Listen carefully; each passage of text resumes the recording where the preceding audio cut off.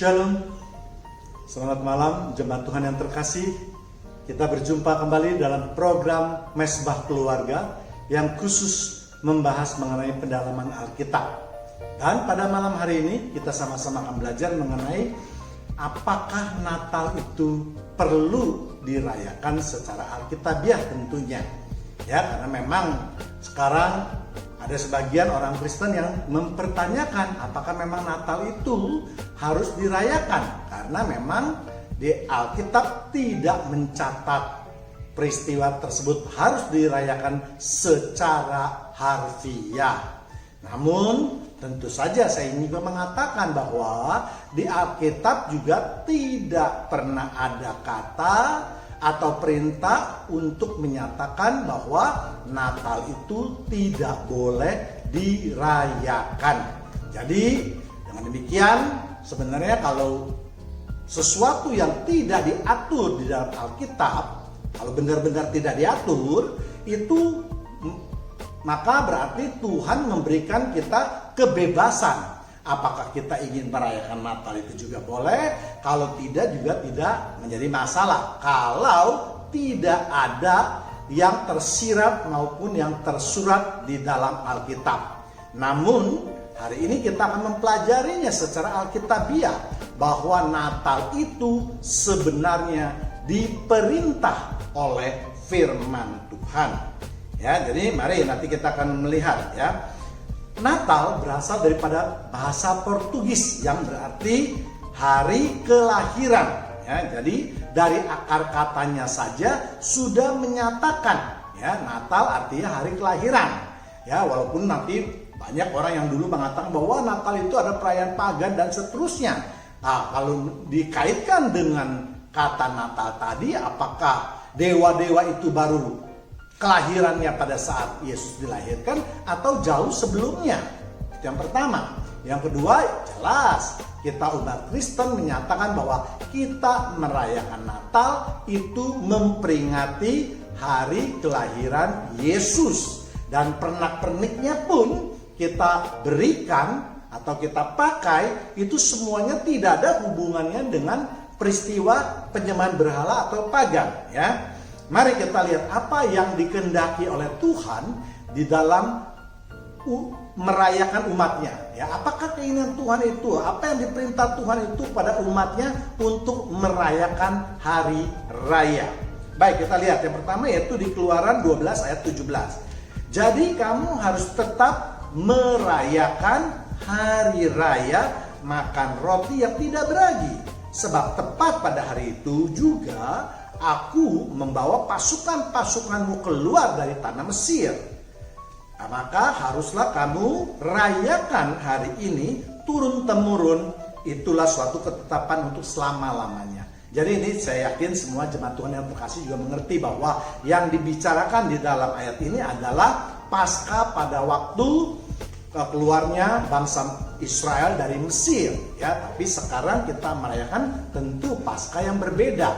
Paskah yang dirayakan oleh orang-orang Yahudi dengan Paskah yang kita rayakan setelah kita sebagai pengikut Kristus jelas berbeda ya. Kalau kita merayakan Paskah itu berarti kita merayakan hari kebangkitan Yesus Kristus.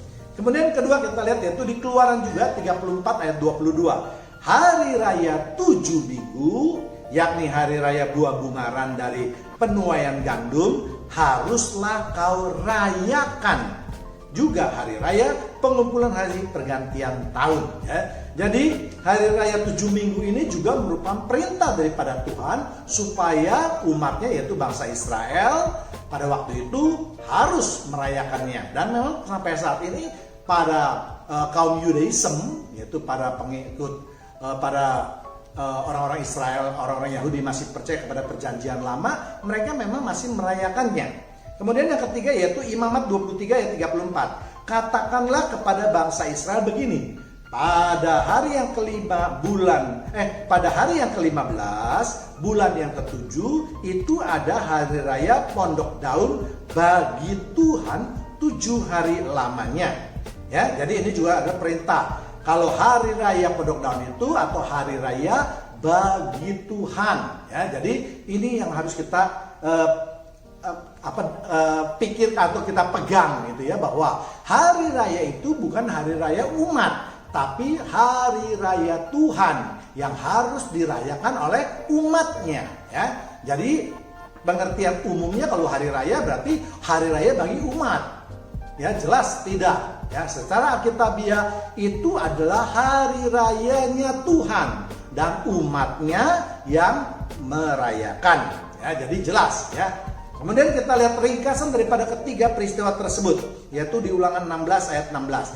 3 kali setahun setiap laki-laki di antaramu harus menghadap hadirat Tuhan Allahmu ke tempat yang akan dipilihnya, yakni pada hari raya roti tidak beragi, pada hari raya 7 minggu, dan pada hari raya pondok daun. Janganlah ia menghadap hadirat Tuhan dengan tangan hampa. Jadi ketiga peristiwa tadi, yaitu hari raya Paskah, hari raya 7 minggu, hari raya pondok daun, itu di dalam Ulangan 16 itu digabung. Makanya firman Tuhan mengatakan 3 kali setiap tahun.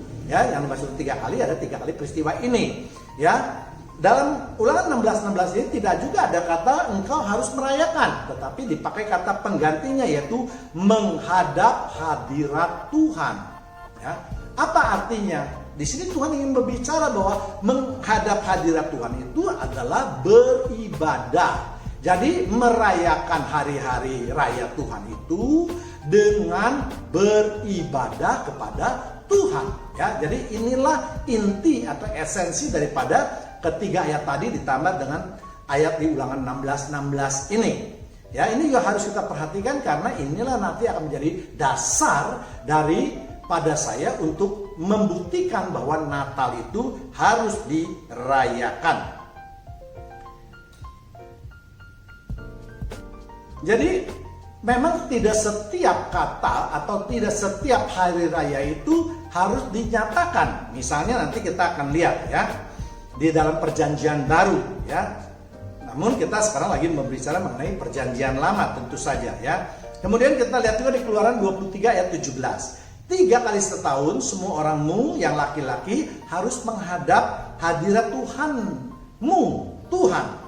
Jangan 18, janganlah kau persembahkan darah korban sembelihan yang kepadaku beserta sesuatu yang beragi, dan janganlah lemak korban hari rayaku bermalam sampai pagi. Ya, Keluaran 23 ayat 17 itu kenapa saya kutip juga, karena ada tambahannya yaitu hari rayaku ya. Menjelaskan bahwa hari-hari tadi yang 3 macam itu adalah hari-hari raya Tuhan ya. Kemudian bagaimana di dalam merayakan atau siapa saja yang boleh merayakannya? Kita lihat di Ulangan 16:13. Hari raya pondok daun haruslah kau rayakan 7 hari lamanya. Apabila engkau selesai mengumpulkan hasil pengirikanmu dan tempat pemerasanmu. 14. Haruslah engkau bersukacita pada hari rayamu itu. Engkau ini, anakmu laki-laki dan anakmu perempuan, hambamu laki-laki dan hambamu perempuan, orang Lewi, orang asing, anak yatim, janda yang ada di tempatmu. Ya, jadi Tuhan juga mengisyaratkan bahwa di dalam kita merayakan hari raya Tuhan itu, maka yang boleh merayakan siapa saja pada waktu itu. Hampir semuanya ada di dalam lingkungan orang Yahudi atau bangsa Israel pada waktu itu. Ya, jadi anaknya laki-laki atau perempuan, hamba-hambanya laki-laki atau perempuan, anak-anak yatim piatu, orang-orang Lewi, dan para janda. Ya, jadi inilah yang dimaksud Tuhan untuk merayakan. Jadi kalau kita merayakan itu jangan kita merayakannya sendiri saja, tetapi merayakan juga bersama-sama dengan orang-orang di sekeliling kita.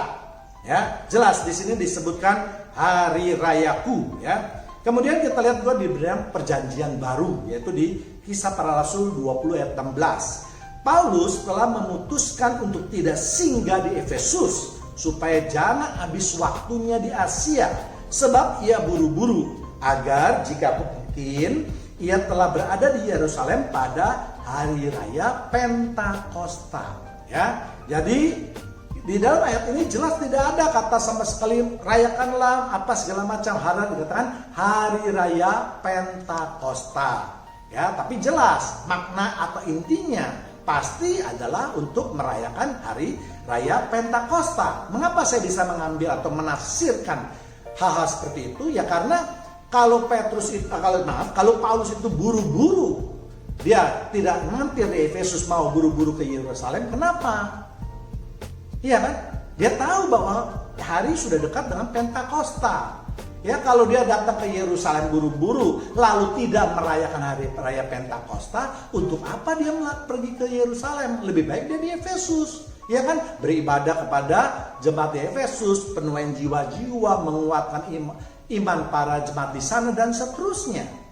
Ya, jadi di dalam membaca Alkitab kita juga harus bisa menangkap inti atau apa maksud daripada firman Tuhan. Ya, jadi jangan selalulah menuntut. Kenapa dalam ayat ini tidak dituliskan kayak? Karena ayat ini kan dulunya diberikan kepada orang-orang Yahudi maupun orang-orang Yunani yang jelas mereka sudah tahu kebudayaan orang-orang Yahudi. Ya kan? Mereka tidak usah dikasih tahu lagi bahwa oh hari raya ini harus kamu rayakan loh, tidak usah. Kalau dia bilang oh besok ada raya Paskah, dia orang sudah tahu. Mereka membuat persiapan untuk mengadakan perayaan besoknya. Ya kan? Demikian juga raya yang lain. Ya samalah. Seperti kalau di Indonesia, kalau disebut misalnya hari Lebaran, tidak perlu orang Islam atau umat Islam itu harus dikatakan kamu harus merayakan hari Lebaran loh. Tidak usah, karena mereka otomatis sudah tahu, karena itu sudah dilakukan turun-temurun. Ya, jadi sekali lagi ya ingin saya katakan, karena seringkali juga ada orang-orang yang menyerang kita dengan menunjuk-nunjuk mana buktinya dirayakan. Ya, makanya ini harus kita jelaskan supaya mereka tidak bisa lagi mengganggu kita dengan merayakan oh itu tidak mungkin atau tidak ada perintahnya. Ya, dengan menafsirkan secara baik tentu kita akan mendapatkan hasil yang baik pula ya. Jadi sebenarnya kalau menurut saya antara Paskah dengan Natal itu sama-sama mempunyai tujuan yang sama ya. Kalau Paskah pada waktu bangsa Mesir dibebaskan bangsa Israel di Mesir itu dibebaskan secara fisik dari perbudakan. Nah, kalau kelahiran Yesus itu juga membebaskan manusia nantinya, yaitu apa yang dibebaskan? Dosa-dosa kita. Ya, jadi sama-sama ada persamaannya yang jelas ya. Jadi itulah makanya kita harus merayakan hari Natal ini. Ya, jadi esensi daripada hari Natal pasti Tuhan mempunyai tujuan yang sama, yaitu membebaskan manusia. Yang satu membebaskan secara fisik, nantinya juga rohani karena mereka akan beribadah, dan yang kedua kelahiran Yesus jelas ya. Kalau ada orang-orang yang bilang, oh tidak usah dirayakan. Ya kita jangan seperti itulah. Karena kita tahu bahwa tanpa kelahiran Yesus tidak ada kebangkitan. Tidak ada kematiannya. Ya, jadi kita juga harus memahami alur pikiran seperti ini. Nah sekarang bagaimana? Apakah hari Natal juga termasuk harinya Tuhan? Ini yang penting. Ya, kita lihat dulu apa yang dilakukan oleh Allah Bapa atau Bapa yang ada di surga itu terhadap menyambut hari kelahiran Tuhan, hari kelahiran Yesus. Lukas 2 ayat 9. Tiba-tiba berdirilah seorang malaikat Tuhan di dekat mereka, dan kemuliaan Tuhan bersinar meliputi mereka dan mereka sangat ketakutan. Ya, jadi kalau kita lihat bahwa ketika Maria akan mengandung, Allah Bapa mengirimkan malaikatnya Gabriel untuk memberitakan. Jelas, ini juga suatu yang penting. Kalau tidak penting, tuh Allah Bapa tidak akan mengirimkan malaikatnya. Sebab kita tahu Tuhan tidak pernah mengerjakan hal-hal yang tidak bermanfaat. Pasti segala yang difirmankan Tuhan, apalagi yang Tuhan lakukan, itu pasti adalah penting. Ya, nah kalau kita lihat kelahiran Yesus sendiri, Allah Bapa malah yang datang, Allah Bapa yang menyambut, yang berupa malaikat Tuhan. Dan ini sudah kita pelajari apa yang dimaksud dengan malaikat Tuhan, yaitu Allah Bapa yang menjelma menjadi malaikat, sehingga disebut dengan malaikat Tuhan. Ya, dan bahasa istilahnya kita sebut dengan teofani. Ya, dulu sudah pernah saya utarakan hal-hal seperti ini ya. Jadi kalau Allah Bapa itu menganggap penting, bahkan sangat penting, maka Allah Bapa istilahnya turun tangan sendiri. Ya, kalau penting saja mungkin dia mengutus nabinya, dia mengutus malaikatnya. Ya, jadi kita dari sini saja sudah bisa mengambil kesimpulan bahwa peristiwa kelahiran Yesus itu di mata Allah Bapa sangat penting. Ya, demikian juga kita sebagai manusia, kita sebagai bapa dunia yang jahat. Kalau ada kita akan mendapatkan anak atau menanti kelahiran anak kita, pastilah Bapak itu akan menyambutnya, pastilah Bapak itu akan menungguinya. Tidak mungkin Bapak itu akan menyuruh orang untuk mewakili. Nah, kalau Bapak dunia yang jahat saja bisa berbuat seperti itu, apalagi Bapak kita yang di surga. Ya, kemudian kita lihat ayat yang lain, yaitu di Maleakhi 4 ayat 5. Sesungguhnya aku akan mengutus Nabi Elia kepadamu menjelang datangnya hari Tuhan yang besar dan dahsyat. Ya, jadi jelas kalau kita baca ayat-ayat di dalam Alkitab, terutama di pasal 4 ini, jelas ini menyatakan kedatangan Yesus. Ya, firman Tuhan mengatakan datangnya hari Tuhan yang besar ditambah dengan dahsyat. Jadi kalau tadi itu mengenai Paskah, mengenai perayaan 7 minggu, mengenai Pondok Daun, itu Tuhan hanya mengatakan hari rayaku atau hari besar rayaku. Ya kan? Nah, kalau khusus untuk kelahiran Yesus ini ditambah dengan dahsyat. Ya. Apalagi untuk menyambut kedatangan Tuhan, Allah Bapa tadi sudah mengatakan dia mengutus Nabi Elia. Nah, kadang-kadang di sini orang-orang yang sering memang menyerang Kristen itu, ini bukannya ini kok Yohanes kok, ini kan kata udah jelas namanya Nabi Elia katanya. Kadang-kadang memang kita susah ya menghadapi orang-orang seperti ini. Jelas Nabi Elia pada zaman Nabi Elia di waktu janda di Sarfat itu ya sudah mati kemana-mana, sudah terangkat kemana-mana. Ya kan, ini jelas berbicara tentang Yohanes Pembaptis. Dan kalau kita baca-baca di dalam kitabnya Yohanes sudah jelas ya, Yohanes Pembaptis yang berseru-seru di padang gurun, ya kan, mengatakan bahwa bertobatlah sebab Tuhan sudah akan datang dan seterusnya dan seterusnya. Ya, jadi kedatangan Yesus itu jelas bukan sesuatu hal yang biasa, sesuatu hal yang luar biasa oleh Allah Bapa sendiri. Ya. Kemudian kita lihat apakah Allah Bapa juga merayakan hari raya, hari kelahiran Yesus ini.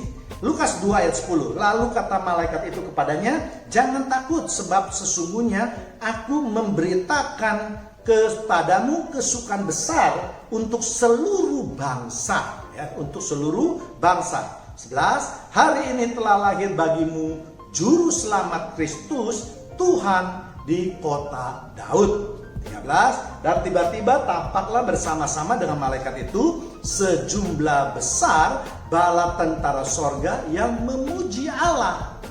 Katanya, ya. Jadi kita lihat di dalam Lukas 2:10 ini dikatakan aku memberitakan kesukaan yang besar. Ya. Jadi Tuhan Allah itu memberitakan kita itu bahwa kelahiran Yesus itu adalah suatu berita untuk kesukaan yang besar. Mengapa? Sama sebenarnya dengan apa yang dikatakan pengabaran Injil. Injil kan artinya kabar baik. Nah, Injil kan berisi firman Tuhan. Apa itu tujuan daripada firman Tuhan? Yaitu untuk keselamatan manusia. Apa kaitannya dengan bersuka cita atau kesukaan yang besar? Ya, manusia yang jatuh ke dalam dosa, yang tidak mempunyai harapan lagi untuk katakanlah membuat korban bakaran seperti pada zaman dahulu, karena baitnya sudah hancur, tabutnya sudah tidak ada. Ya kan, walaupun imamnya ada tapi tidak memenuhi syarat.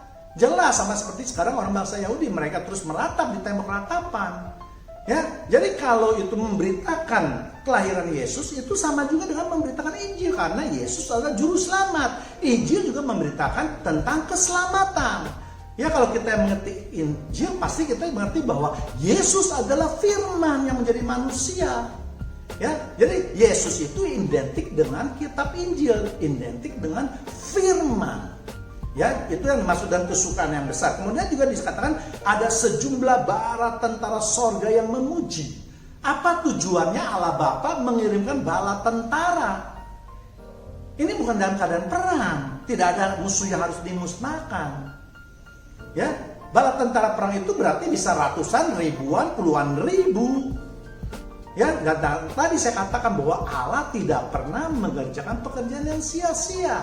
Jelas pada waktu lahir Allah mengirimkan bala tentara sorganya untuk menyambut, merayakan hari raya kelahiran Yesus. Memang tidak ditulis di dalam ini, tapi tadi saya sudah katakan hari rayaku yang besar. Kalau ada kata hari rayaku, punya maksudnya Tuhan, itu berarti harus dirayakan.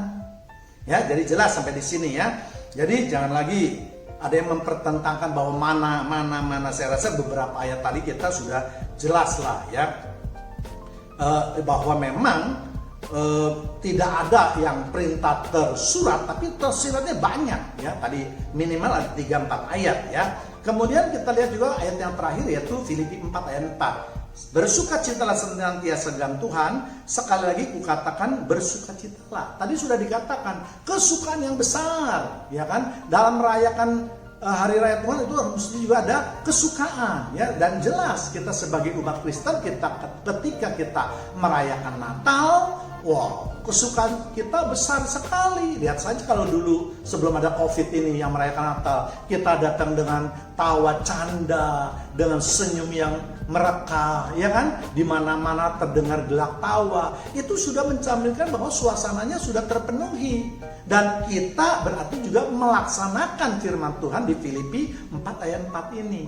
Jadi mari jemaat Tuhan, kita rayakan hari Natal seperti saya juga sudah mulai memasang pohon terang, ya. Biarlah mereka yang tidak mau merayakan, mereka tidak mendapatkan sukacita, mereka berarti tidak juga melakukan firman Tuhan di Filipi 4 ayat 4 ini. Demikianlah pembahasan mengenai apakah kita harus merayakan hari Natal. Kita akan berjumpa kembali dalam program Mesbah Keluarga yang lain, tentu dengan topik-topik yang tetap menarik. Tuhan Yesus memberkati kita semua. Amin.